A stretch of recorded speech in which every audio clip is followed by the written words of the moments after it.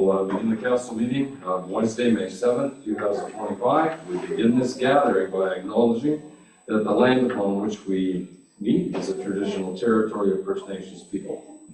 We convey our respect to our Indigenous neighbors and thank them for their contributions to our culture, community, our past, and our partnerships in the future.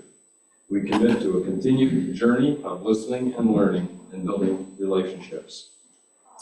We'll call the meeting to order at 1:35. Is there any disclosure of pecuniary interest or in the general nature thereof? Seeing no hands, we'll move on. The confirmation of the agenda is before you. It's been circulated. Any errors or additions? Failing which, we'll recommend that the regular agenda of council dated May 7th, 2025 be accepted as presented. Thank you. Councillor Bink. Councillor McCall. You have a question? No. Okay. I think Martin. Okay, go ahead. Thanks, Mayor. Now, under new business, I wanted to bring something up. Yep. Can you give me the topic? Yeah, the Wardsville missing street light. Okay. Yeah, stuff like that can just be reported, but no problem. All right, anything else? Then we'll entertain a motion that the regular agenda be accepted with the inclusion of the missing street light in Wardsville. Their new business. Moved by Martin, is that correct? Will you move it? Okay. Don, will you second that? All in favor? Carried. Delegations and presentations. I have been advised that there is none. And council committee of adjustments, none at this meeting. In public meetings, there is none. And we are into staff reports very quickly on this agenda. Chief Administrator Officer Amanda, in regard to emergency shelter license agreement with the Glencoe Agricultural Society. Yeah. We missed the consent agenda. Oh, we did? Oh, I thought we did. Okay, I thought we called the. Okay, yeah, okay. The consent agenda, did we skip right over? We did. Just 3 items. Okay. That has been circulated to council. The draft minutes, the voucher reports, and the Middlesex County highlights. Moved by Deputy Mayor Schuldice, seconded by Councilor Myers. All in favor? Carried. Okay, staff reports, 811. If you could lead it off, Amanda, it'd be great. Thank you, Mayor Mayhew, through you. This report is being brought forward with a recommendation to formalize the use of the Glencoe Agricultural Hall as a designated emergency shelter for the municipality through a new agreement with the Agricultural Society. The location offers significant improvements over our current shelter site, which is the arena. More physical space and better amenities. The agreement clearly outlines responsibilities for both parties and guarantees municipal access to the site when needed, and allows for future collaboration on items like future discussions on generators for the building. Importantly, there are no immediate financial commitments, and any future costs would be brought back to council for future consideration. I'd like to note the Glencoe Agricultural Society has been excellent to work with. Very receptive and collaborative to supporting local emergency preparedness, so we're thankful for that. And staff is recommending to council to approve the agreement and authorize the mayor and clerk to sign to ensure we're better prepared for emergency situations. Thank you very much. Yes, the agreement was circulated. It's an 8-page document. I'm sure you've had the time to read it. What I found interesting about it is that if there's an emergency, we're in, just like that. It provides a venue. Are there questions? Go ahead, Councilor Myers, followed by Deputy Mayor Schuldice. Yeah, thanks, Mayor. Okay, we have the arena, right? Is there no way that we can do something with the arena? Put a generator in there and Appin has a community center. Is there anything that goes on in there? I don't know if the chief can answer that for me, or, do they have any emergency stuff going on there? Wardsville, because, the fire department is basically a shelter too, right? Yeah, it depends where the element of disaster is. It depends on the trade winds as well. If you get a derailment or something like that. That's why it's good to have several locations. But, and then again, we have talked about generators at the arena in the past, but I'll let Amanda lead the way on that. She said those conversations with staff. Thank you. Thank you for the question. The municipalities are required to have one primary emergency shelter and then alternate locations. And there are a number of amenities that we look for in emergency shelters. Certainly one is generator power. None of ours have that available right now. And the Agricultural Society doesn't either at their building right now. The Agricultural Society, though, when comparing it to our other locations, has a few advantages of that building, even over our arena that's adjacent. Those advantages would be one, just sheer size and space. If an emergency were to happen and we had to open a shelter in the middle of winter, with ice in, the usable space in the arena is quite limited, just to the upper level and the lobby area. And the dressing rooms, which create segregated space. So usually for emergency shelters, you want like one large open space and then other multiple spaces, which is a type of layout that the Agricultural Society Hall does have, which is why it would be considered advantageous, just based on the space available. And the same limitations exist in our other halls. The Eckford Community Center certainly is an alternate location, and as the mayor said, in the event of an emergency occurring in Glencoe or, where we needed to utilize that space, it's absolutely available as an alternate location. But as a primary location, the space size of it may not be adequate. So if we have to evacuate, a large segment of the municipality, fitting them in that space would be challenging, as well as with the facility we lease currently in Mooresville.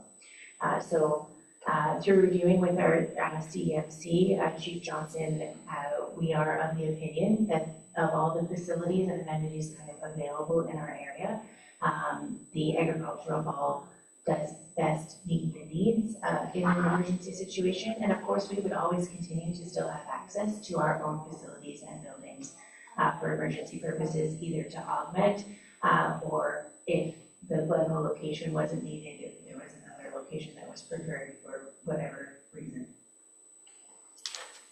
Okay. Councilor Myers, is that it? Your question, any follow-up? Okay, and Deputy Mayor Schultes, please go ahead. Thank you, Mayor. I'm just wondering what costs we could be looking at here, and I see a shared interest in exploring the potential for a generator installation at the facility will be considered in the future. So I'm just wondering if you could tell us a little bit about that. Sure, through you, Mayor. So at this time, the agreement does not have any financial commitments on behalf of the municipality. Just like one of the preferences and strong preferences for emergency shelter locations is to have a generator installation and availability in the case of hydro outages during an emergency.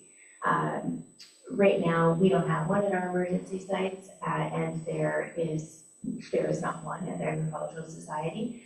Through this discussion with them, we've talked about, their interest in installing a generator in the future, whether there was a partnership opportunity, but we have had no discussions of that type kind of further along, other than we have an interest in, both parties to the agreement have an interest in a generator there, but any future discussions on that would be brought back to council for future consideration if it was something that was even pursued. So even if that's never discussed at this location, the amenities at the agricultural hall are still, don't have generator power, just like our arena doesn't, but the layout and space is considered more advantageous for an emergency shelter. Go ahead, please. So, but we will, like, have it an emergency shelter, it will eventually need a generator installation, am I hearing that correctly? That is a foregone conclusion, that if we take this step, we will need a partnership with the potential for a generator. Through you, I don't think it's a foregone conclusion, no. I would say for any location that's an emergency shelter, it would always be something that's on the radar. It is a preferred thing for an emergency shelter. And as the Agricultural Society has expressed interest in pursuing that, I do think we would have future conversations on it. But it is not as by way of right of requirement for an emergency shelter. And if there ever were some sort of discussion with the Agricultural Society where we didn't like the arrangement, either the current arrangement with no generator or a future discussion on a generator, we could always designate our emergency shelter to another location. Okay, so there's no dates on this thing? No, it can terminate at any time, just intended to provide us additional resiliency and options and flexibility in the event of an emergency. Yeah.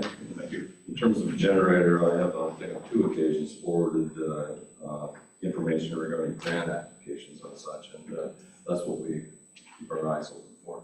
And I'm sure that the Agricultural Society will do it as well. They're ministry funded to some degree too, so sometimes there's opportunities in terms of grant. Councilor McGill. Is the Glencoe Fire Hall an alternate emergency shelter at this point in time? I can answer that. Councillor McGill, it is the alternate EOC, Emergency Operations Center. It can also be used as a shelter area if needed, but its official designation is the alternate EOC. Okay, so if I could continue. Yep. So there is a generator there, but I realize that, you know, there's problems with having the fire hall as a shelter because, you know, if there's a fire, there's heavy equipment going in and out. It's not great, but there's a generator, so if there was a power outage at this time, I think that Glencoe Fire Hall would probably be a preferred location to any location that had no heat, no power, no air It conditioning, could no be generator. designated So, a warming center. so, yeah, I think I'm in favor of this recommendation, but I think we will have to get a generator there at some point. Go ahead. Yeah, Amanda. Through you, Mayor, and I just want to add a comment to your point that before opening an emergency shelter, our municipal procedures require that the emergency control group, made up of the mayor and some staff members, would meet. They would choose the appropriate emergency shelter location based on all of the considerations of the emergency at that time, and then they would oversee the opening of it with whatever required amenities. So to your point, if it was a hydro outage, certainly power would be important. So we would, the control group would take those factors into consideration. Okay. Any further questions? Yep, go ahead. Deputy Mayor. Thank you. This is probably for the chief. I'm just wondering if we did have an emergency in St. Albert or Wardsville, is there a plan in place to use any facilities there or emergencies there if people come to Glencoe? So yes, Deputy Mayor, all the community centers in those areas would be our first pick for that, provided that there was no danger in those areas. Failing that, we could bring them to a central one, which is kind of what we're proposing with the Glencoe Agricultural Hall, because it'll be set up with all the supplies and everything else required to shelter people in time of emergency. Thank you.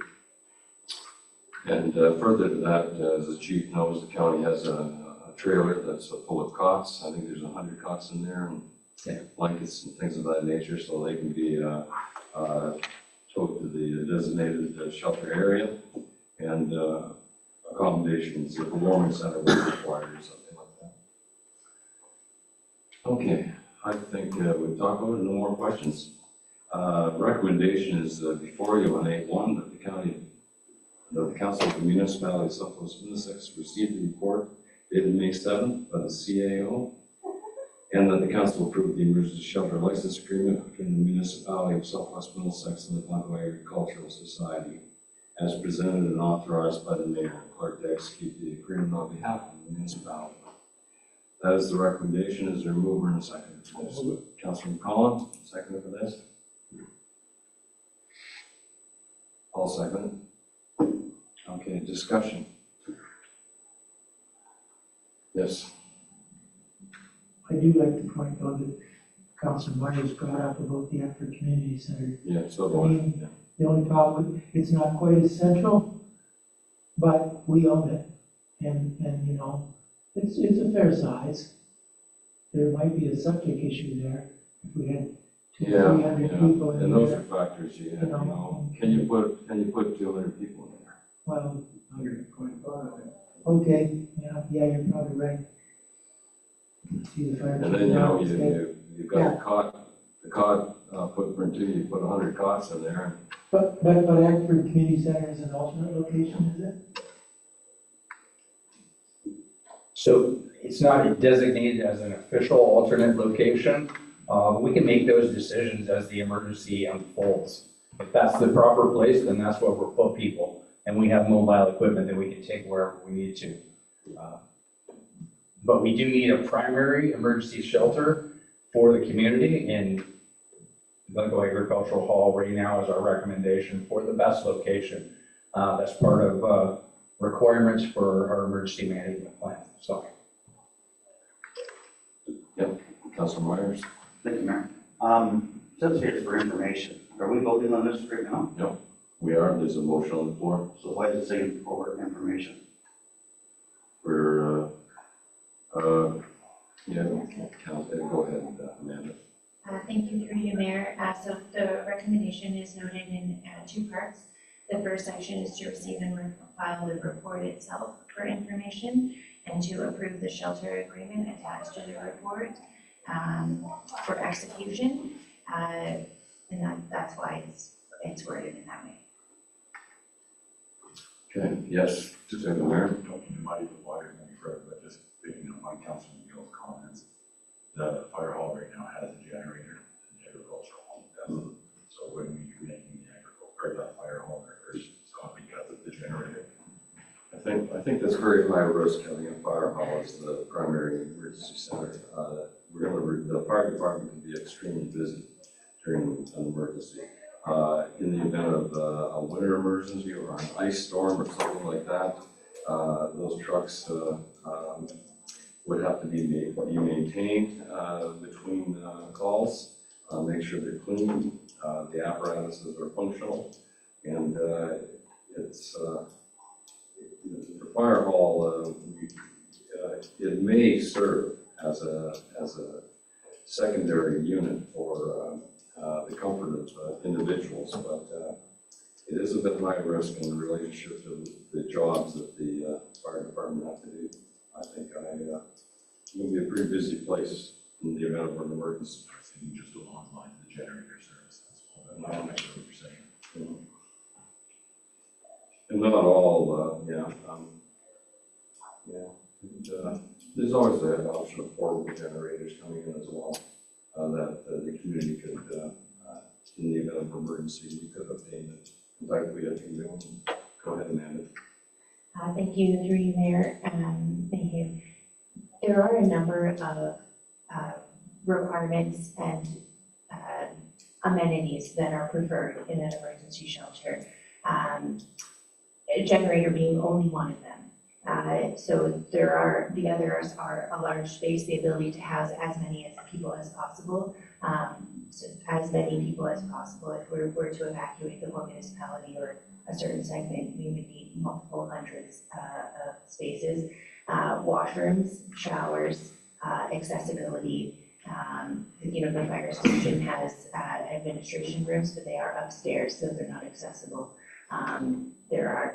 So taking all those factors into account, the generator being at our location, as the mayor said, that does have some challenges as an emergency shelter. Again, this partnership with the Agricultural Society is recommended as a primary use based on all the amenities and space that are at that location. Yes, go ahead, Councilor McGill. Yeah, I'll support the recommendation. I think I've got enough answers to my questions, because it sounds like, you know, even though if we do pass this recommendation and the Ag Hall becomes our primary facility, if, say, circumstances, like say, for example, there was no power, and no power in Glencoe, but say there was power in Appin, could be, and so then the staff and the mayor, they probably say, well, we better use Appin, because there's power there, and there's no power in Glencoe, or say, they might say, there's a generator, the fire hall is not really the preferred location, but if there's a generator there and there's power at the fire hall, they're probably gonna use the fire hall at this time. So, yeah, I'll support the recommendation. Okay, yes, Councilor Mick. Thank you, Mayor. Who would look after the upkeep of the generator if we put one in the community hall? Because these generators, they gotta be put in use every so often. Yeah, Amanda can answer that. Thank you, through you. So this report does not contemplate the installation of a generator at the agricultural hall. If there were a future contemplation of that, a report with an agreement and all of the information would be brought to council, and it would certainly include the details on maintenance and associated costs and work. We're committed, we are obligated to make a primary, to identify a primary evacuation center. That's part of council's responsibility. And as Amanda has said, staff have taken into many considerations. You have expansive washrooms for male and female. We also have very adequate parking there. It is accessible. And other amenities that have good kitchens, stainless steel appliances. So after their evaluation, it's not saying that's the only building that we use, but it is going to be identified as a primary center. One more question. Ed, go ahead. Yeah, thank you, Mayor. So basically, we're just gonna have an outside hookup with a portable generator coming in, is that what it is? This is all hypothetical, we're talking generators. It really isn't part of the agreement. And we do know that in the long term, it would be an ideal requirement to have. But we're not just, the motion that is before us is not speaking about the potential of generators, I believe. Is that correct, Amanda?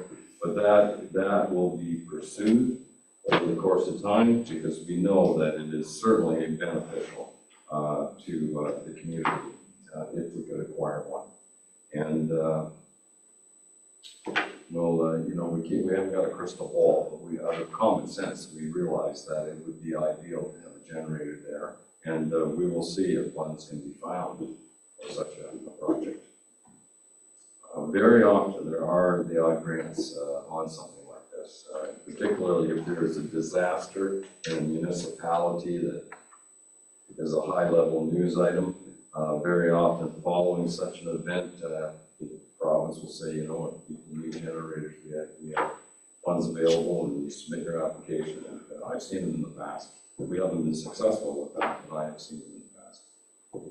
Yes, Ed. I'll second the recommendation. Okay. I think everyone's had a hit at this. Okay, and again, it's an agreement that meets the needs of the Emergency Management Committee that we're mandated to do. And it will be certainly the aspects of the generator will come to council in the future. I have no doubt about that at all. In this term. Okay, I'll call the question. All in favor? Carried unanimously. Good questions, and we know that there are shortcomings.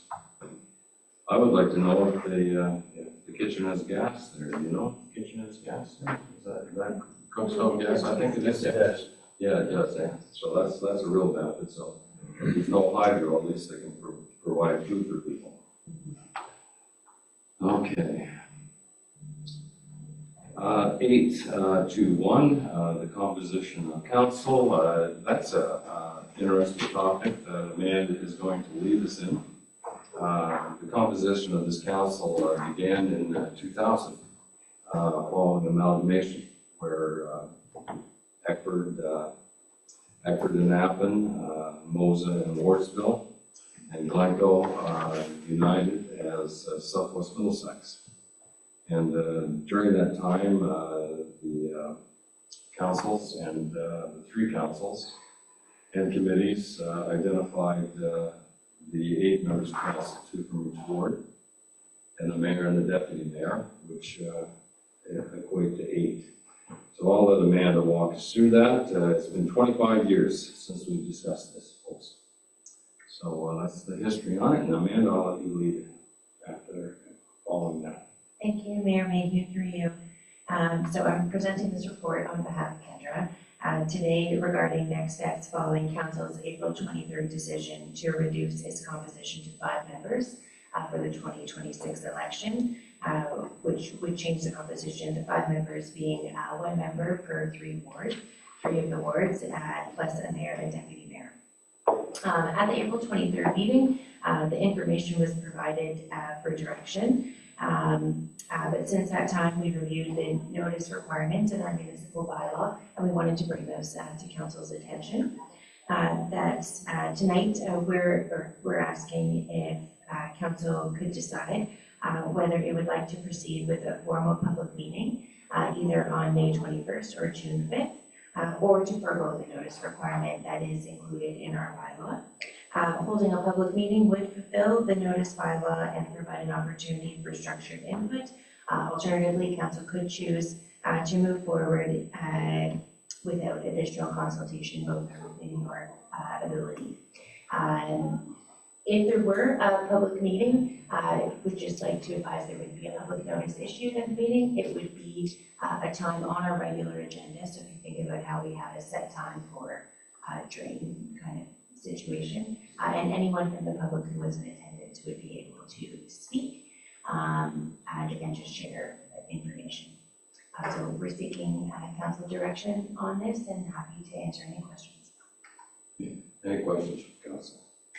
Just you know, I have talked over this with Amanda, and I think optics are important from the public, and it's a decision with some weight on our shoulders, and I think you know, I kind of support public consultation on this. I think the optic is just look better. I know that very often in times they're not well attended, things like this. But despite that, it may be our duty to, you know, extend the hand and deliver some information from this to the public and accept their input. Are there any further comments on that? Yes, go ahead, Councilor Miguel. Yeah, I would agree. I think we should follow our procedure. In the past, we've got a lot of staff changes and we accidentally not followed procedure occasionally, but I think it's always a good idea to follow procedure. Yeah, I think the optics look better. I think it's transparency is what the word I'm looking for, that we want the public involved, or give them at least the opportunity to be involved. Any further comments or discussions? Yes, Deputy Mayor Schultz. Oh, sorry.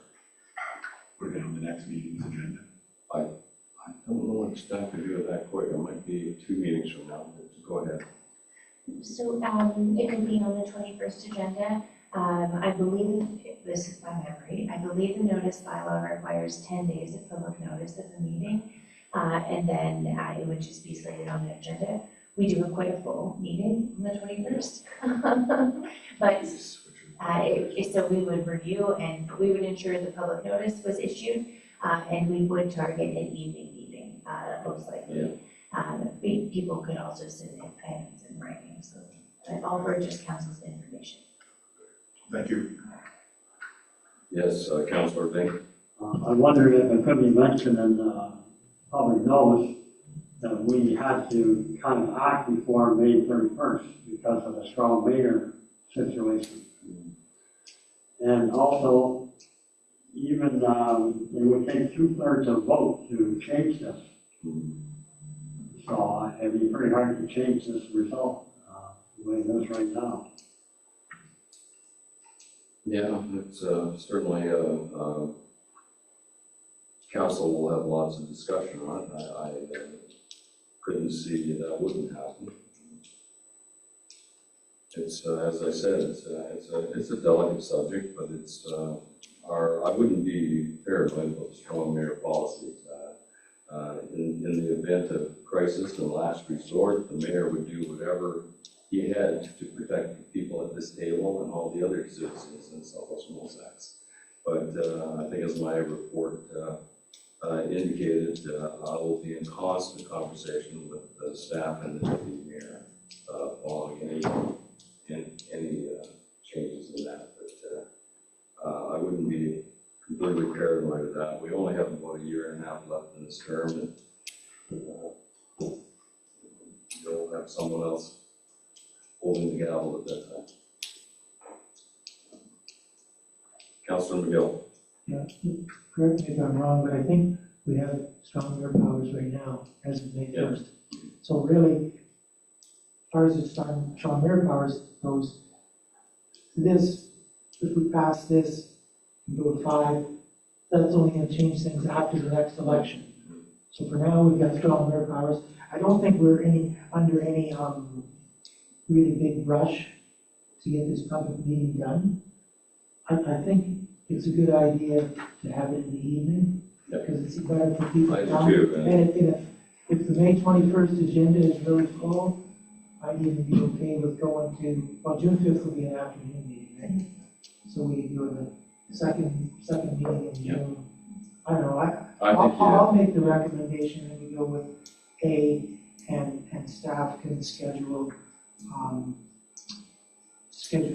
a public meeting in a regular evening council meeting. I think so too. Yeah, I'd like to see it. I think you're shortchanging the public. We have a very, very heavy agenda, next agenda. I know Amanda has advised me of that.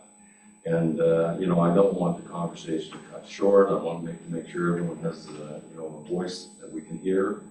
And, an invitation to the public, there may even be some coffee available for them or something like that. So we want to make sure that we're not squeezing it in with a shoehorn. We want to give the public the courtesy of a length of time for inquiries. Okay, there's a motion for this. What's our status on this? We got to move in a second. Yeah, we're looking for a second. Okay. Deputy Mayor Schuldex is your seconder on that. Okay. Everyone has a clear understanding of the motion. If anyone needs it reread, just raise your hand. Okay, everyone okay? All right, all in favor, please raise your hand. Carried unanimously. Thank you very much, council, and we'll look forward to that meeting. We'll keep you posted on what's cooking.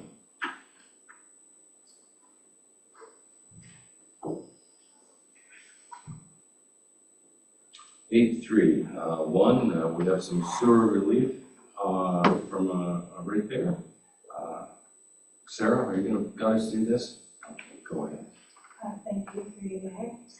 The report before you is to recommend that council approve a reimbursement of $652.68 in sewer fees for the customer listed in the report.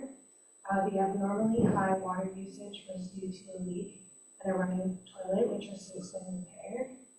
The excess water did not enter the sanitary system. Therefore, staff supports providing relief for charges, which council has approved in the past for those similar cases. I'm happy to answer any questions. Yeah, thank you. Council, we used to get these quite regularly, but it's been some time since we've had one. But they were quite often on the agenda. Is there any questions? Yes, Deputy Mayor. I'll move the recommendation. Okay, and a second for that. I'm sorry. Thank you, Councilor Myers. Last call for questions. Things like this happen, okay? It won't be the last time we have a report like this. All in favor? Carried unanimously. Sarah, thank you very much for that. And I'm sure the candidate will be very pleased as well. Public Works, E4, construction of sidewalk tenders. Amanda, are you gonna walk us through this? There's nobody on the screen, okay? Thank you through you. So I'm presenting on behalf of Maura Hunkestrelli today regarding the results of the recent tender for our 2025 sidewalk construction program, which was approved in the capital budget. The tender was publicly posted in accordance with our procurement policy, and we received 7 compliant bids by the deadline. Fiorno Concrete submitted the lowest compliant bid at $82,390. Staff reviewed all bids and confirmed that this one meets the requirements and specifications. The recommended bid is well within the $150,000 budget allocated for the project, and supports our ongoing infrastructure goals. And staff are recommending to council to approve awarding the tender to Fiorno Concrete and authorize the mayor and clerk to sign any necessary documents to move the project forward. Thank you very much. That is a very competitive price. Council, if I could lead the questioning, have we ever used Fiorno? The concrete, have we used it in the past? I believe so, yes. Okay. Because I know we've done extensive work in Mooresville and Glencoe and Appin, and we certainly were pleased with the results of that. Deputy Mayor Schultes. Thank you, Mayor Mayhew. I'd just like to point out that Fiorino is a very reputable company, but I would still request that staff never check on the sidewalk progress every day, especially the width. Yeah. In years past, we've had some real coming to mind. And last year down by the arena, the sidewalks were too narrow. I just happened to catch it. So it's very crucial that every day just double check. There has to be boots on the ground when you lay sidewalks. I know there has been councils and administrations in the past that have been, we've had to rip Newport concrete up. Not we, but other councils, other administrations have to do it. Yes, go ahead, Councilor Myers. I'll move the recommendation. Okay, thank you. Is there a second for that? Councilor Bay? And Amanda, if you can take back that we need boots on the ground every day there. We'd appreciate it, okay? All right, all in favor? Oh, just one more question, yeah. Thank you, Mayor Mayhew. Is this all in Melbourne? I think so. Everything is in Melbourne this year. We're gonna tear up all the new sidewalks. I didn't see a map. I didn't see a map. I just want to confirm that it is all Melbourne. I believe it is, yes, in one of them. Okay. All right, any more questions? All in favor? Carried. Yeah, width is important. We're mandated to do the right width. It's not, we're told how wide our sidewalks have to be.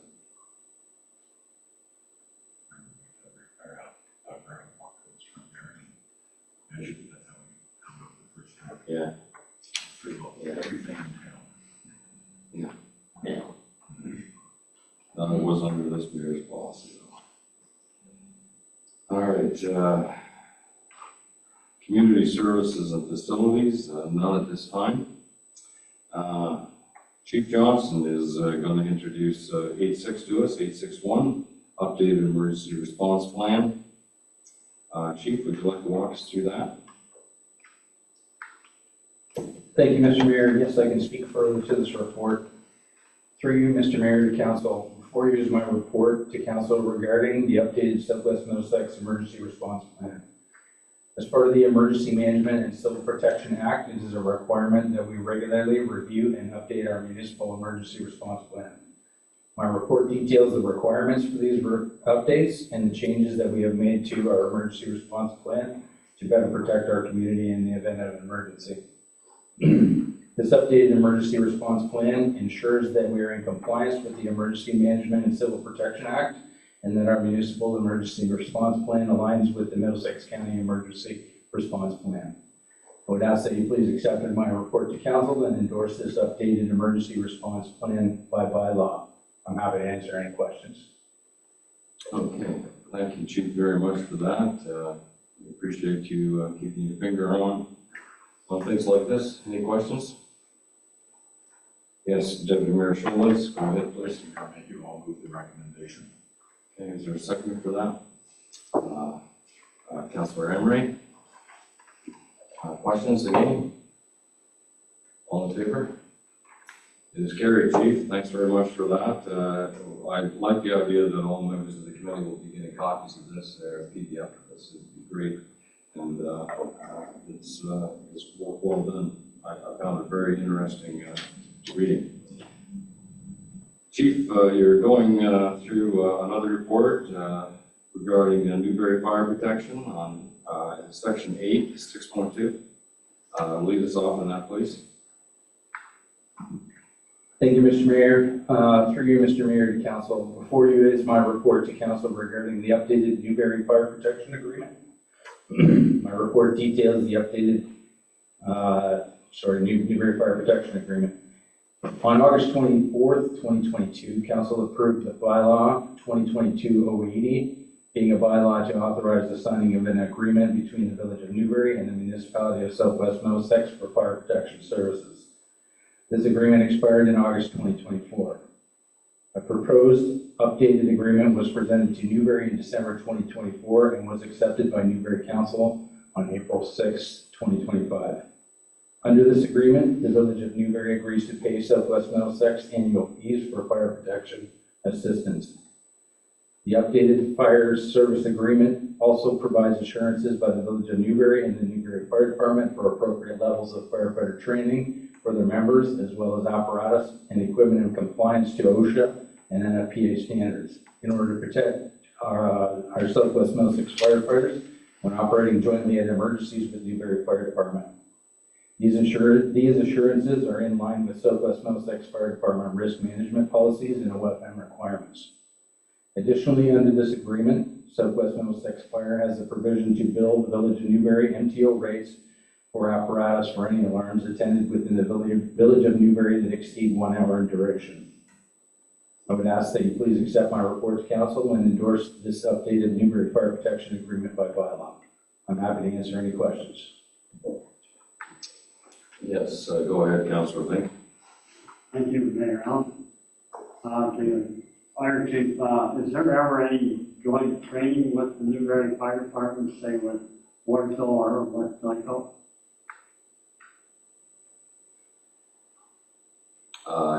I'll let the chief answer Yes. that. Yes, I can answer that. Yes, Councillor Vink.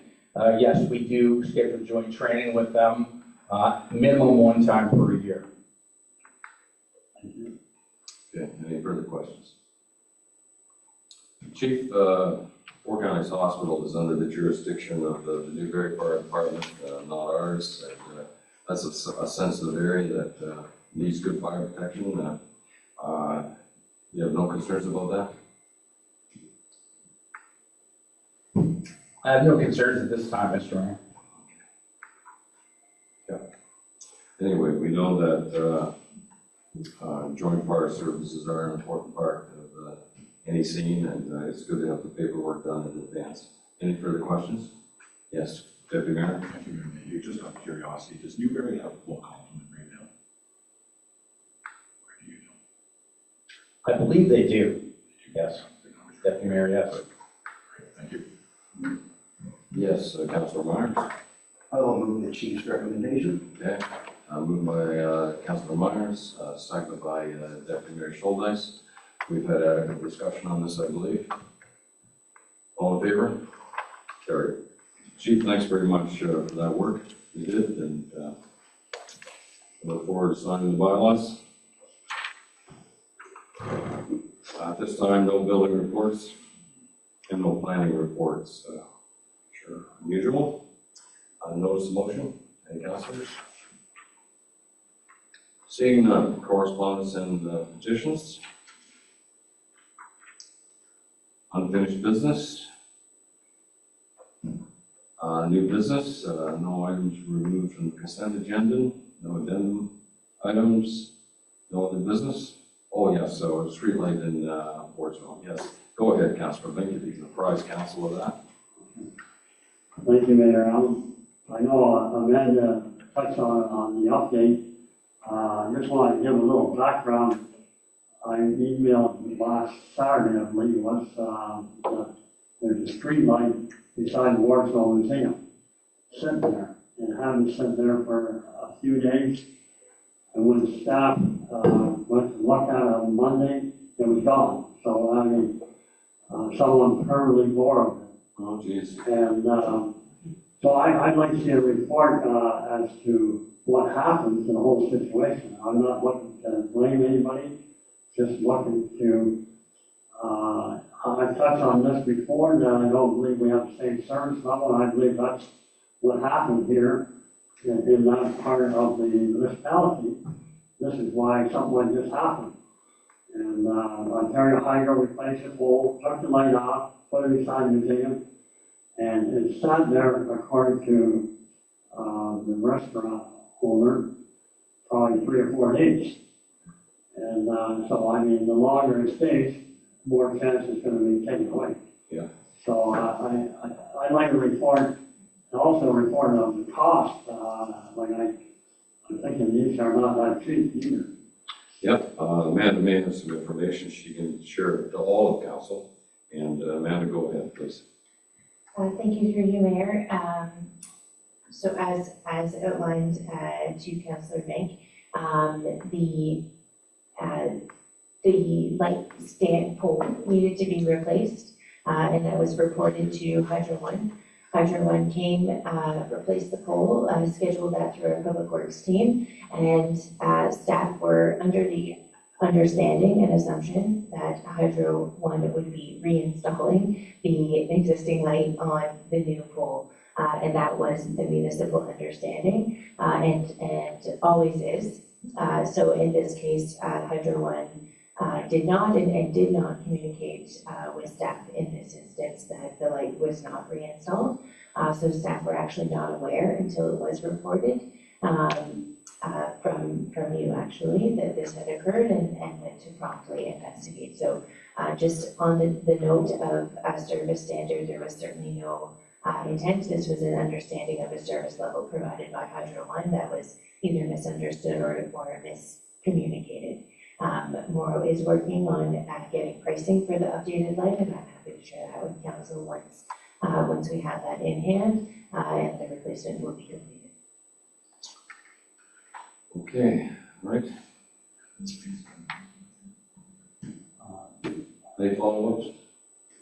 Well, yes, that's quite right what Van is saying, but nonetheless, I'm still kind of concerned that it sat around for that many days and no one knows anything. Yeah, I don't, I don't share the same opinion. It could have well been a trip hazard or something like that as well. So it's unfortunate. I know Wardsville, there's always questions whether it's Hydro One, whether it's the county of Middlesex, or whether it's the municipality's responsibility, and there's always dialogue that centers around that. Is the county involved in this in any way, Amanda? No. They're not, okay. And outside of the community, they are. Yeah. Deputy Marshal West. Mayor, may you ask the police been notified that there's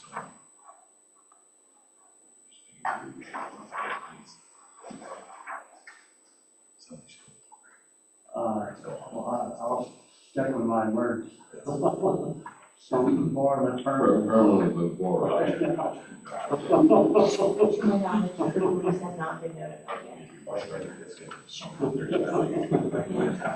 And sometimes the replacement of that may be a different LED type light too. Who knows? There's been a lot of changes in technology, in particular in the municipal lighting. Hydro One are going to do this. It may be entirely a different light, LED light or something like that, and the value of used lighting is not really high either. Anyway.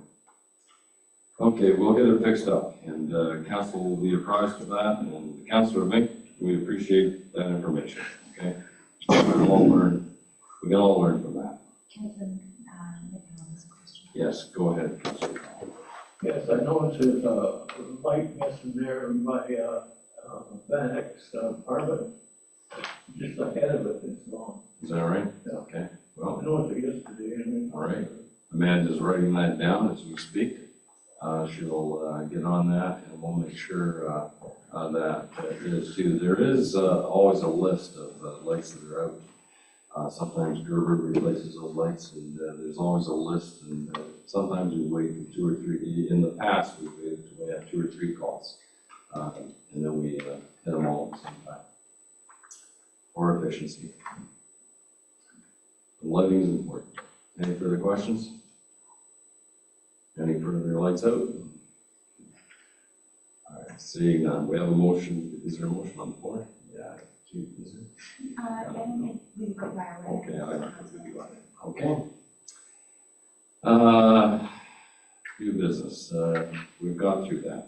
County Council and Conference updates. Oh, no, we We had, got 2. Oh, did we? 12 Oh, yeah. on the hiring committee. Yes, that's correct. Yeah, we sure do. 12.1, appointment of council members for the hiring committee. Recommended the council of the municipality of Southwest Middlesex appoint, and there's one, as I understand it. Okay, are there any volunteers for that? Just, if I could just speak to that for a second. I spoke to Councillor Haggett. Councillor McGill mentioned at the last meeting, maybe going with someone that hasn't sat on the committee before. And Councillor Haggett said he would be interested if he hasn't sat on one in the past. Okay, it's a good experience. Yeah, okay.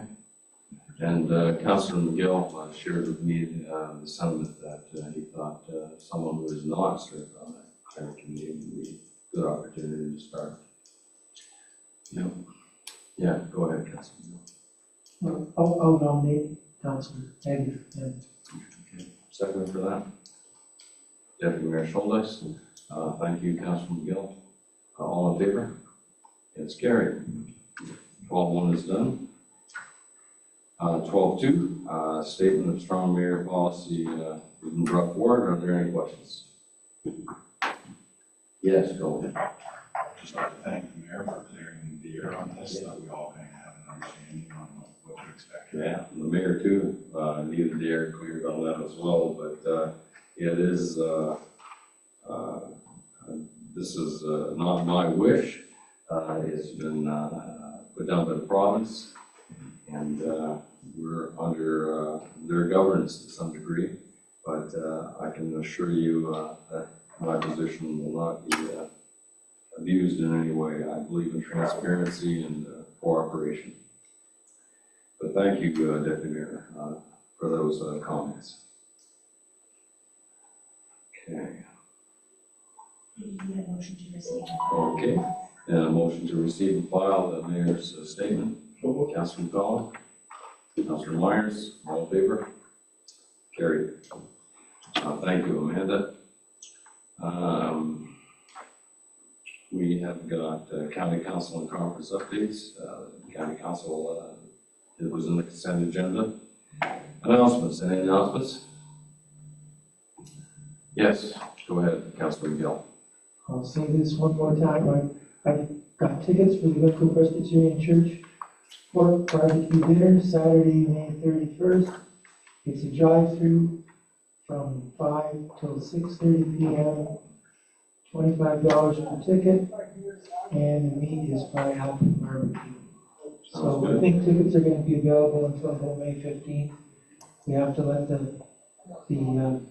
caterer know by then how many meals to expect. So I sold tickets to some here, but if there's anybody else, talk to me after the meeting. Thank you. Thank you.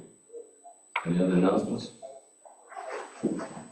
Council, we're always under the watchful eye of Howie and Paul Vanderhoof, and good thing, they're here at every meeting.